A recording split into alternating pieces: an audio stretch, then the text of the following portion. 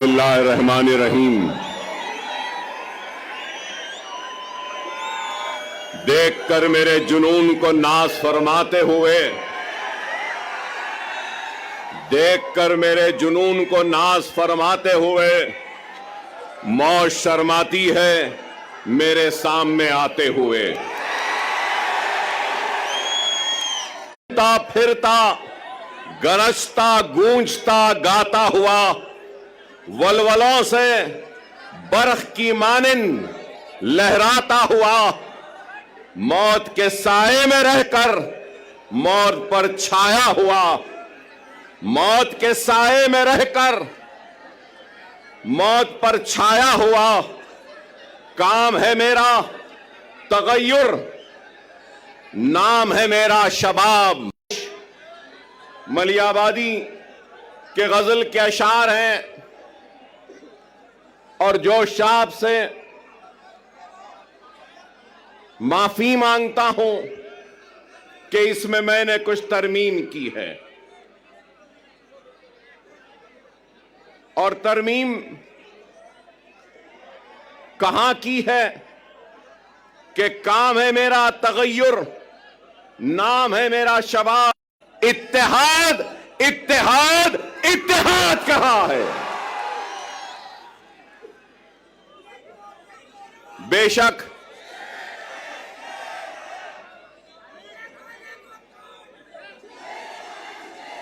माफ करना, मुझे यह नारा पसंद नहीं। मैं शेर नहीं हूं, जूतियों का दूल हूं। मैं शेर ना हूं, ना मुझे शेर बनना है। 10 साल पहले भी अगर महाराष्ट्र का रुख किया था तो आपको शेर बनाने के लिए रुख किया था। क्या शेर बनना है? शेर बनना है। सुन्नते रसूलुल्लाह को अपने जिंदगी का हिस्सा बना लो। यतीमों के सर पर हाथ रखो, बेवाओं की मदद करो, जुल्म के खिलाफ आवाज बुलंद करो और दुनिया तुम्हें शेर कह के पुकारेगी। आसान। 10 साल पहले भी इत्तेहाद के पैगाम को लेकर आया था। उस इत्तेहाद के जरिए नाइंसाफियों को इंसाफ में बदलना चाहता था, हक तलफी को हक में तब्दील करना चाहता था, नाइंसाफी को इंसाफ में बदलना चाहता था। और हाथे पे तिलक लगाने वाले का है, सर पे पगड़ी बांधने वाले का है, उतना ही ये मुल्क चेहरे पे दाढ़ी रखने और सर पे टोपी पहनने वाले का भी है। यही पैगाम था और यही कोशिश थी जिसको लेकर हम आगे बढ़े थे। 2014 में मैंने अपनी गाड़ी में तय किया था,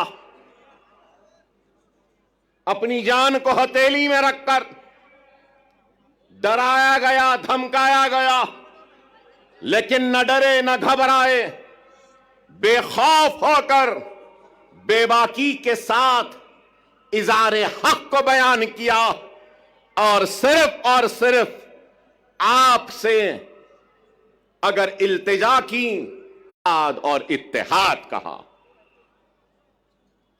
मैं ये भी याद दिलाऊं कि अकबरुद्दीन ओवैसी 10 साल पहले भी अगर आया था तो इत्तेहाद के लिए आवाज को उठाई थी, दरख्वास्त की थी, तो अपने इस शेरवानी के दामन को फैलाकर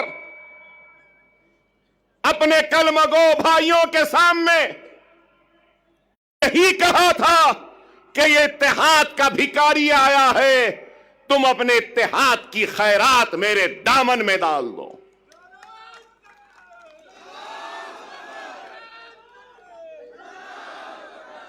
अल्लाह उसके रसूल की कसम, अकबरुद्दीन ओवैसी को अल्लाह ने इज्जत दी, शोहरत दी, नाम दिया, सब कुछ दिया।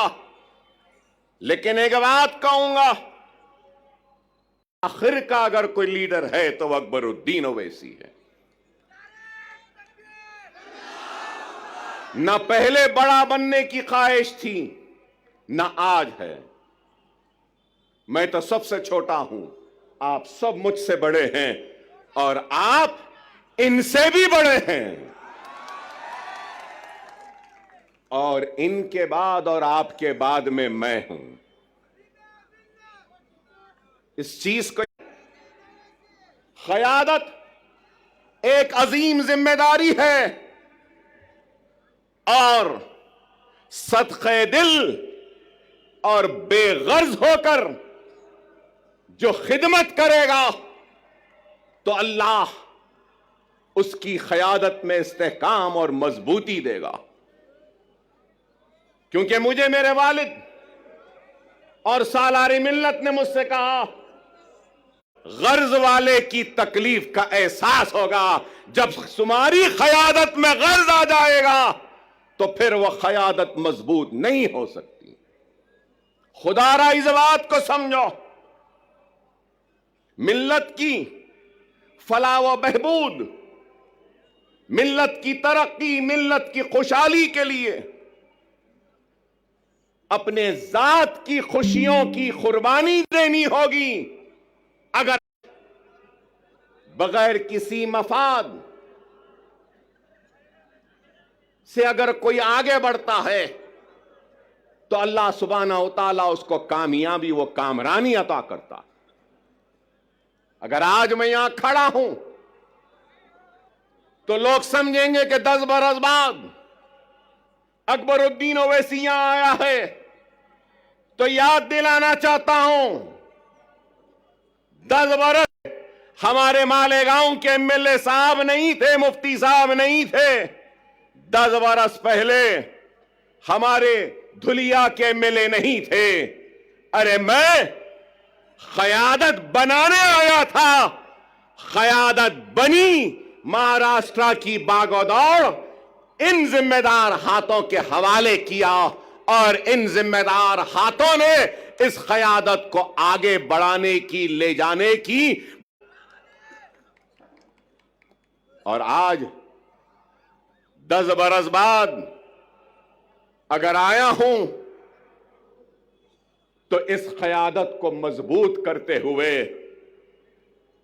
इनको आगे बढ़ाकर इनके पीछे मजलिस के झंडे को थामने के लिए आया हूं। अकबरुद्दीन ओवैसी को कभी किसी चीज की ख्वाहिश व हसरत नहीं। आपकी सरजमीन से आओ काबिल नौजवानों से दरखास्त है, नेक लोगों से दरखास्त है, वुकलाओं से, डॉक्टरों से, इंजीनियर से, मिल्लत का दर्द रखने वालों से इल्तिजा है, आओ, जज्बे को लेकर आओ, दियानत के साथ आओ, इखलास के साथ आओ, खुलूस के साथ आओ। मैं अपनी कुर्सी पर जिंदगी में, जमाती जिंदगी में शख्सियतों की अहमियत नहीं होती, याद रखो। शख्सियतें आती रहेंगी, जाती रहेंगी, जमात कायम व दायम रहेगी। जमात की अहमियत है, अकबरुद्दीन ओवैसी की भी अहमियत नहीं है, जमात की अहमियत है और ये इत्तेहाद की अहमियत है। अगर ये इत्तेहाद है, जमात नहीं तो फिर कुछ भी नहीं। खुदारा समझो, आज इंतखाबात का वक्त है। इंतखाबी मैदान में कई जमातें हैं, हजारों जमातें मैं कहूंगा, और शायद मैं गलत ना हूं तो विड्रॉल के बाद करीब 4000 से जायद उम्मीदवार अपनी 10 साल पहले बीजेपी थी, शिवसेना थी और राष्ट्रवादी कांग्रेस थी, कहीं पर समाजवादी पार्टी भी थी। लेकिन आज कांग्रेस है, 2 एनसीपी है, पवार एनसीपी, शरद पवार, अजित पवार एनसीपी। अंदाजा लगाइए कितनी पार्टियां हो गई हैं। मेरा एक ही सवाल है, हिंदुत्व पे अमल करने वाली जमातें शिवसेना, भारतीय जनता पार्टी, सही है ना? हिंदुत्व अब हो गए 2 टुकड़े। आइडियोलॉजी तो दोनों की है एक ही। अब सवाल यह है कि कांग्रेस ने उद्धव ठाकरे से इत्तेहाद किया, पवार ने उद्धव ठाकरे से इत्तेहाद किया और एक 3 पार्टियों का एक गुट बना। प्रियंका गांधी को पढ़ाने में कामयाब हो गए या नहीं हुए? मेरा सवाल है, राहुल व प्रियंका, क्या आप कांग्रेस के सेक्युलरिज्म का सबक पढ़ाने में उद्धव ठाकरे को कामयाब हुए या नहीं हुए? फिर मेरा सवाल है, शरद पवार साहब, क्या आप उस सेना को पढ़ाने में कामयाब हुए या उद्धव ठाकरे हिंदुत्व का सबक पढ़ाने में आपको कामयाब हुए? यह मेरा सवाल है। चलो ये इनका हो गया, तो अब दूसरी तरफ अब हम देखते हैं कि अजित पवार, तो मैं पूछना चाहता हूं कि अजित पवार शिंदे के, फिर बीजेपी ने अजित पवार और शिंदे को सबक पढ़ा दिया या फिर अजित पवार ने अपने करप्शन का सबक मोदी को और योगी को पढ़ा दिया, वो समझ गए? बताओ क्या है, कहां है आइडियोलॉजी, कहां है बुनियादी उसूल? अरे इनके पास, इनको गद्दी चाहिए, इनको तख्त चाहिए, लेकिन हम क्या समझते हैं? जो लोग ये समझ रहे हैं कि मजलिस इत्तेहादुल मुस्लिमीन वो इम्तियाज जलील औरंगाबाद से नाकाम हो गए और वो कामयाब हो गए, तो उन अहमकों को, उन नादानों को, उन नासमझों को ये कहना चाहता हूं, मजलिस बातें वो नहीं जो जीते और जमीन को फतेह कर ले। हकीकी फातेह वो होता है जो दिलों को जीतता है और दिलों को फतेह करता है। हमारा काम दिलों को जीतना है, दिलों को फतेह करना है। हमारा काम इख्तिदार के कुर्सियों पर बैठकर तर्जुमानी करते हैं, उनके मसाइल को उठाते हैं, चाहे ऐवान पार्लियामेंट हो या ऐवान असेंबली हो। मजलिस इत्तेहादुल मुस्लिमीन मसाइल को उठा रही है।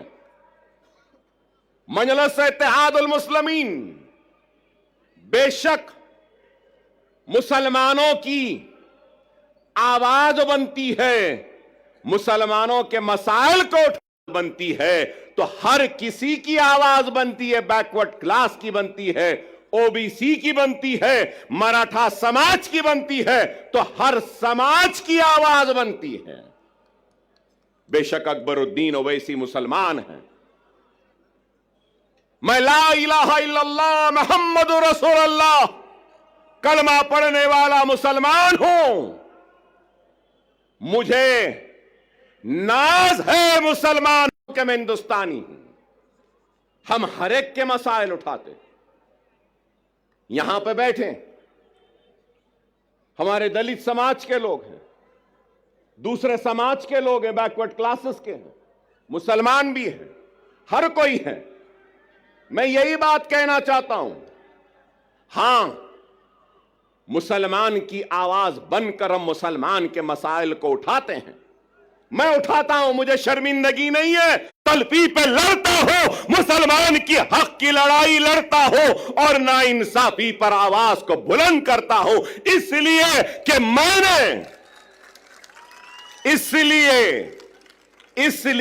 मैंने दस्तूर पर हल्फ लिया है। बहैसियत रुकने असेंबली अवामी नुमाइंदे मेरी जिम्मेदारी है कि मैं सबसे पीछे वाले को आगे लाऊं। क्या लीडर की यह जिम्मेदारी नहीं? क्या कोई ये इस बात से इनकार कर सकेगा कि हिंदुस्तान की सबसे बड़ी अक़लियत मुसलमान रोजी रोटी, कपड़ा, मकान, तालीम, खुशहाली में सबसे पीछे है? और आज हमारी कोशिश वो पीछे जो मुसलमान है उसको आगे लाए। आ जाएगा तो अगर पीछे ब्राह्मण रहेगा तो उस ब्राह्मण को भी आगे लाने का काम हम करेंगे, क्योंकि हमने दस्तूर पे हलफ लिया है। पिछड़ों को, कमजोरों को आगे बढ़ाना हमारी जिम्मेदारी है। यह हमारी सोच है।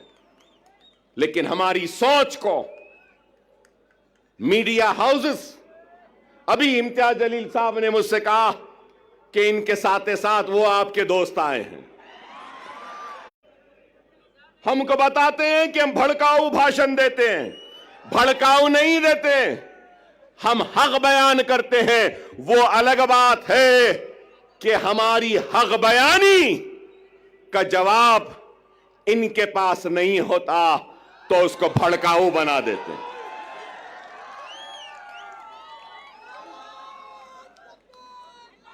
आज ही मैंने किसी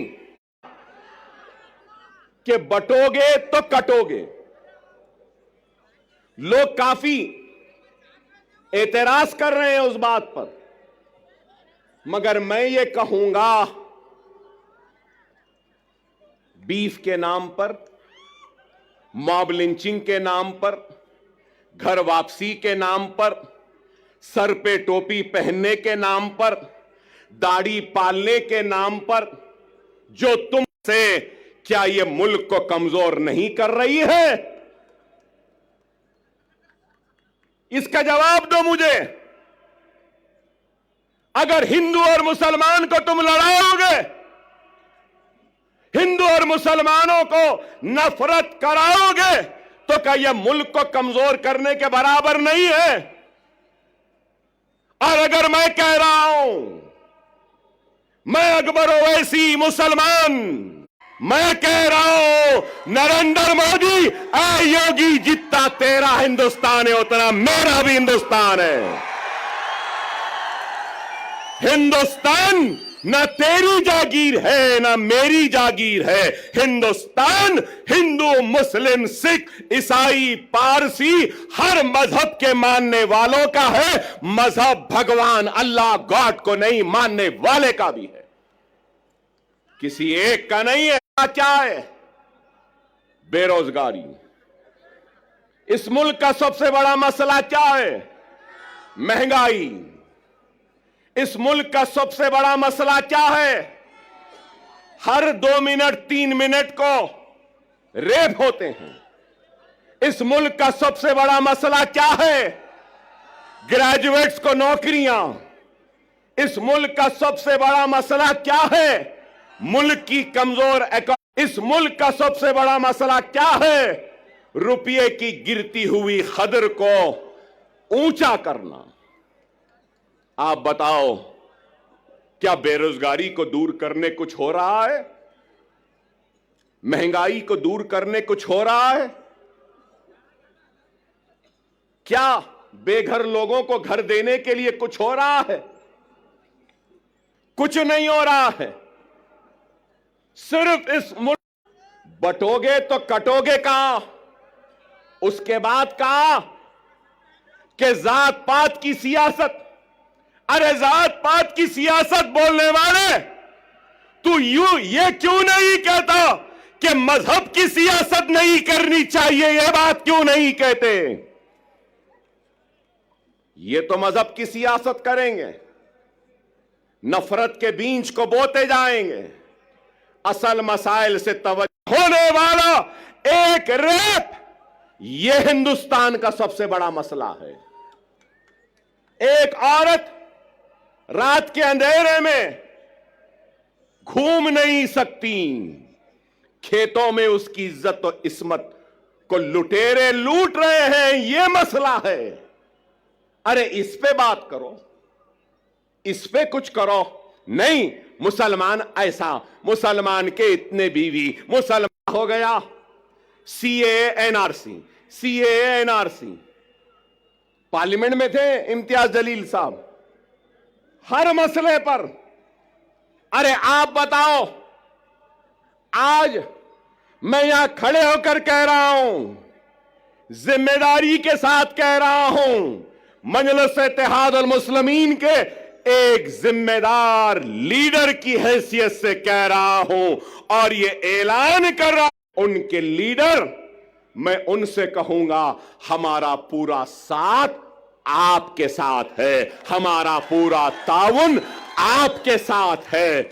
हम पूरी कोशिश करेंगे, मगर उसके साथ साथ मैं ये भी कहूंगा, इत्तेहाद होता है ना, तो इत्तेहाद बैनुल मजलूमीन होना चाहिए। इत्तेहाद मुसलमान है। हिंदुस्तान में जुल्म का शिकार अगर कोई है तो वो दलित है। हिंदुस्तान में जुल्म का शिकार अगर कोई है तो वो पसमानदा तबकात है। चलो आओ, मराठा, दलित और मुसलमान इत्तेहादुल बैनुल मजलूमीन बन जाते हैं और अपने जुल्म के खिलाफ आवाज को बुलंद करते हैं।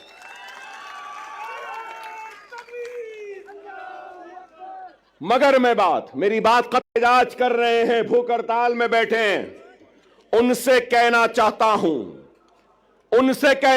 हूं, सिर्फ जरंगे पाटिल साहब से, सिर्फ मराठा समाज पिछड़ा हुआ नहीं है, पूरा मराठवाड़ा भी पिछड़ा हुआ है। क्या मराठवाड़ा पिछड़ा हुआ नहीं है? क्या मराठी, पूना, ये सारी चीजों का दूसरा हिस्सा है विदर्भ का, तीसरा हिस्सा है मराठवाड़े का। इन तीनों हिस्सों में सबसे पिछड़ा, सबसे पीछे कौन है? मराठवाड़ा है। चलो, मराठवाड़ा की रिजर्वेशन के साथ हम मराठवाड़ा की खुशहाली के लिए भी जिद्दोजहद करते हैं। 30 साल पहले तो सिर्फ मुसलमान, सिर्फ हिंदू मराठा नहीं होता, मुसलमान भी मराठा है, दलित भी मराठा है और मराठवाड़ा में रहने वाला हर कोई मराठा है। अब मैं कहता हूं, 30 साल हुए, मीडिया वालों जरा तवज्जो, 30 साल हुए, 30 इयर्स, 30 साल क्या है? Marathwada statutory development board, Marathwada statutory development board जो सिर्फ मराठवाड़ा के लिए बनाया गया, कागज पे तो है, पैसा नहीं है, कुछ नहीं देते। चलो मराठों के रिजर्वेशन के साथ क्या तैयार हो? क्या तैयार हो? मराठवाड़ा का किसान खुदकशी कर रहा है, मराठवाड़ा के लोग पानी के लिए तरस रहे हैं, मराठवाड़ा के लोग दवाखानों के लिए तड़प रहे हैं। दवाखाने नहीं है, 100-100, 200-200 किलोमीटर को जाना पड़ता है पूरे मराठवाड़ा में। आज का इंतजाम आज है या नहीं बताओ? क्या नाम के बदलने से रोजी मिल जाएगी? क्या नाम के बदलने से रोटी मिल जाएगी? क्या नाम के बदलने से किसानों की खुदकशी रुक जाएगी? क्या नाम के बदलने से पानी की प्यास मिट जाएगी? क्या नाम के बदलने से क्या बीमार को नाम में क्या रखा है? ऐ नाहेलो ना समझो, ऐ झूठो, ऐ बेमानो, काम करो काम। क्या यह गलत है? नीति आयोग की रिपोर्ट उठाकर देख लीजिए मीडिया वालों। काबिल है, मुझसे काबिल, मुझसे पढ़े लिखे, फिक्र करने वाले। और मैं तो खुला कह रहा हूं, मोदी और योगी का मैं तो दुश्मन हूं, शायद आप उनके दोस्त हैं। बताओ उनको, जाकर बोलो नीति आयोग क्या कह रहा है। नीति आयोग की लेटेस्ट रिपोर्ट कह रही है, मेरे मराठा भाइयों, कि सबसे पिछड़ा हुआ जीएसडीपी कम है, रोजाना की कमाई। इम्तियाज जलील साहब से भी कहूंगा, सीमांचल की तरक्की के लिए मजलिस लड़ रही है। आप पार्लियामेंट में थे तो आप भी लड़े, अब आप आओ, मैं भी आपके साथ हूं। हम मराठवाड़ा की खुशहाली व तरक्की के लिए लड़ेंगे। हम मराठों का साथ में लेंगे, मुसलमानों को लेंगे, हिंदुओं को लेंगे, मराठों को लेंगे, हम लड़ेंगे। क्या मेरी बात से आप राजी हैं? राजी हैं? मेरी बात सही है? सही है तो नारे तकबीर, नारे तकबीर, नारे तकबीर। मराठा चीफ मिनिस्टर नहीं चाहिए, मराठवाड़ा में पानी चाहिए। मराठा, वो क्या कहते हैं, guardian minister. Maratha guardian minister नहीं चाहिए। मराठों और मराठवाड़ा को उसका हक चाहिए।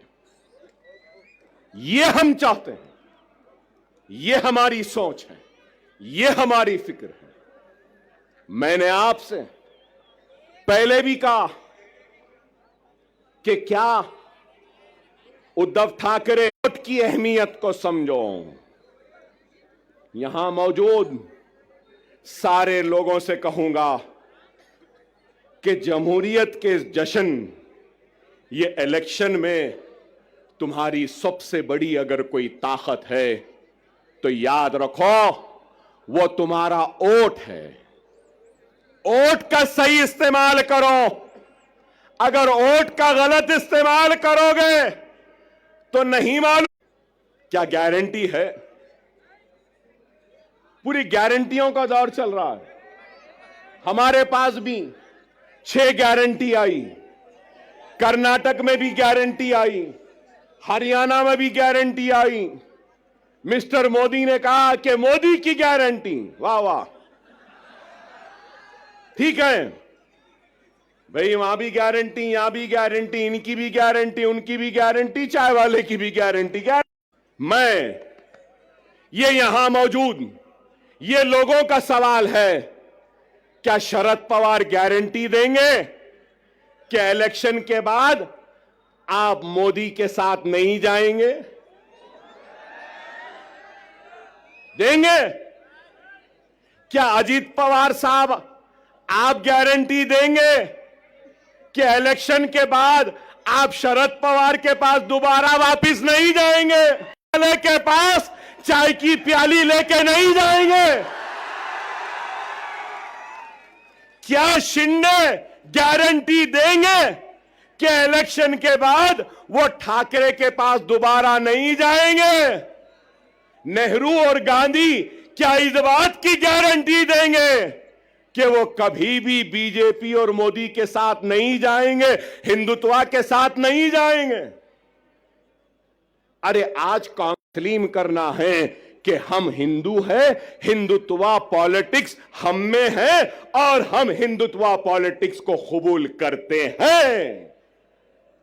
डायरेक्टली तो कबूल नहीं किए, इनडायरेक्टली कबूल कर लिए।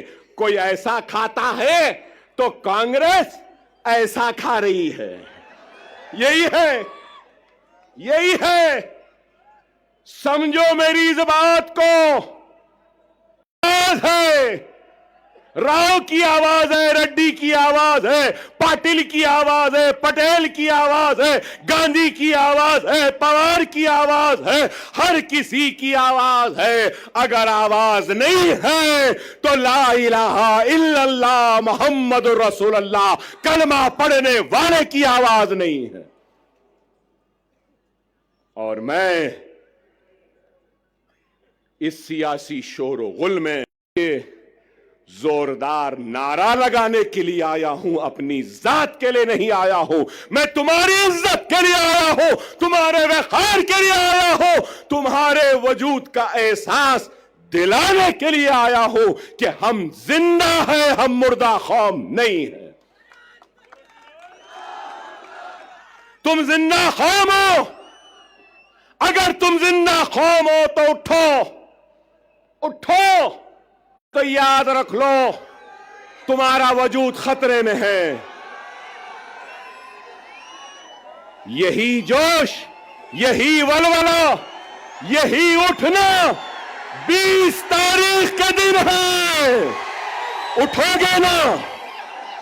उठोगे ना?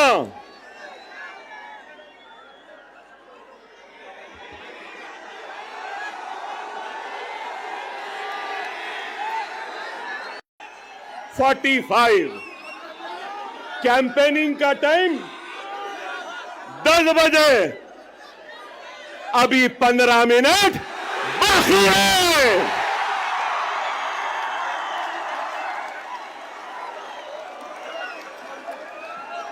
अरे भाई 15 मिनट बाकी है, सब्र करिए। ना वो मेरा पीछा छोड़ती है ना मैं उसका। नारे तकबीर, नारे तकबीर। अल्हम्दुलिल्लाह, अल्हम्दुलिल्लाह। खुदारा मेरी बात को समझो, वक्त नाजुक है। हमारा सबसे अव्वलीन फरीजा क्या है? क्या है? महाराष्ट्र में टिकस देना, हराना है। उसके साथ हमारी जिम्मेदारी है, जहां जहां हमारे नुमाइंदे हैं, हमको अपने नुमाइंदों को भी कामयाब करना है। मैं आपके जोश की कदर करता। जोश है और होश नहीं तो वो कौम कामयाब नहीं होती। वही कौम कामयाब होती है जिस कौम के पास जोश भी होता है और होश भी होता है। थोड़ी देर सुन लें, अपनी बात को खत्म करूंगा। 12 मिनट है। मेरा पैगाम है तुमसे कि हिंदुस्तान के तुम किराएदार नहीं, तुम हिंदुस्तान के बराबर के शहरी हो और तुम्हारे हक की लड़ाई लड़ने के लिए आया हो। तुम्हारा ताउन चाहिए, तुम्हारी दुआएं चाहिए, तुम्हारा साथ चाहिए, तुम्हारा जोश साथ चाहिए, तुम्हारा होश चाहिए। क्या ताउन दोगे?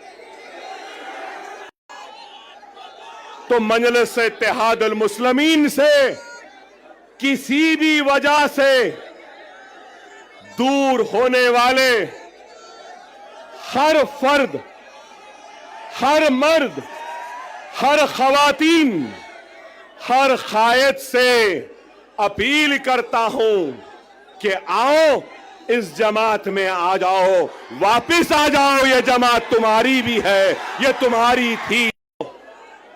मजलिस का चाहने वाला किसी वजह से नाराज है, किसी वजह से दूर है, तो अकबरुद्दीन ओवैसी यहां खड़े होकर अपनी जमात और अपने इन कायदीन की तरफ से मैं माफी चाहता हूं, मगर ये कहना चाहता हूं कि खुदारा अपनी जात के लिए अपने खुद के न खुदारा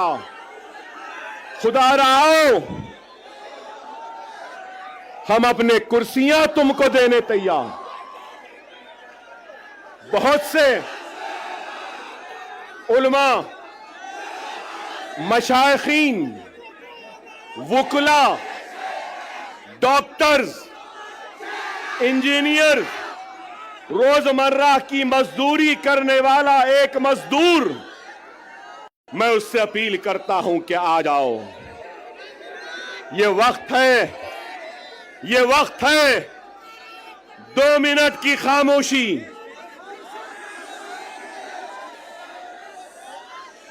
2 मिनट की खामोशी,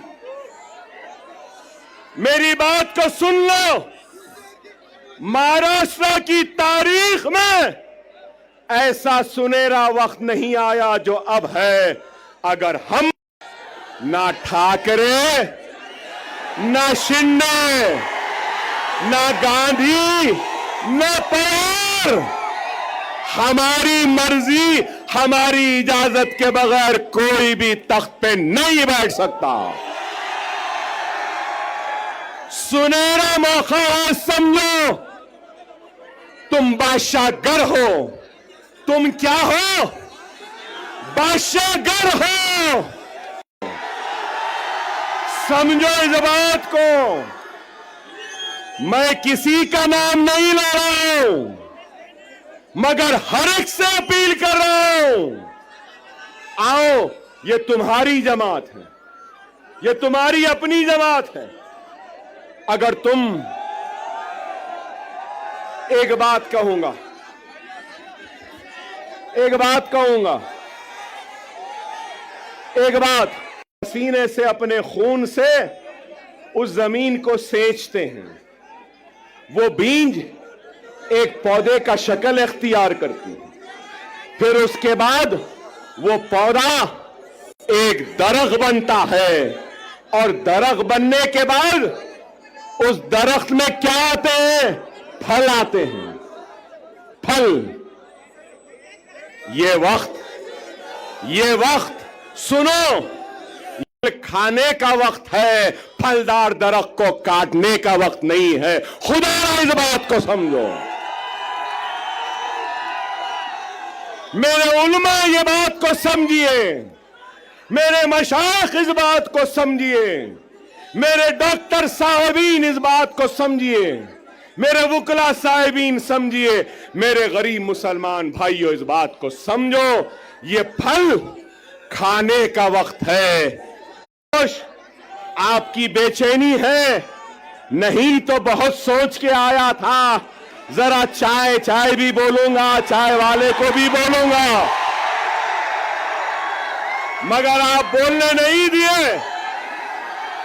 लेकिन ये जरूर है, अभी इम्तियाज जलील साहब बोले ना, अभी इम्तियाज जलील साहब बोले योगी आने वाला है,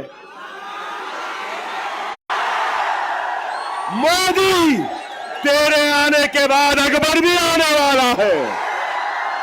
हम जवाब देंगे, जिंदगी गुजर गई चाय बनाने में, लेकिन चाय क्या होती है, कैसी बनती है? चाय चाय, चाय की पत्ती, चाय की केतली, चाय का पानी, चाय का चूल्हा, चाय चाय चाय। हम बोलेंगे 20 तारीख को पतंग पतंग पतंग। आखिरी अहम बात, 10 10 साल के बाद आया था, अल्हम्दुलिल्लाह जोश तो आज भी है बाकी। 10 साल बाद आया, लेकिन वलवला आज भी बाकी है। 10 साल बाद आया, मगर तुम्हारे महाराष्ट्र की सियासत में इम्तियाज जलील और दूसरों के साथ अकबरुद्दीन ओवैसी भी अब खांधे से खांधा मिलाकर खड़ा रहेगा। औरंगाबाद हो, नांदेड़ हो, उस्मानाबाद हो या शोलापुर हो या मुंबई हो, अब अकबरुद्दीन ओवैसी आता रहे। मैं 6 इलेक्शन जीत गया। कितने? 6। अब 30 बरस होते हैं। मगर आपसे कहूंगा, आप इस इलेक्शन में मजलिस के साथ साथ इम्तियाज जलील और नासिर साहब के साथ साथ और हम आपकी हर तकलीफ में अकबर ओवैसी आएगा, आपके हर दुख में आएगा, आपके साथ रहेगा। इंशाअल्लाह ताला हम 20 तारीख को आसमान में सिर्फ पतंग पतंग पतंग पतंग पतंग पतंग पतंग रहेगी। नारा तकबीर। हम सब एक हैं, हम सब एक हैं और हम सब एक रहेंगे। औरंगाबाद हमारा था, हमारा है, हमारा रहेगा। वाखिर दार अल्हम्दुलिल्लाह रब्बिल आलमीन।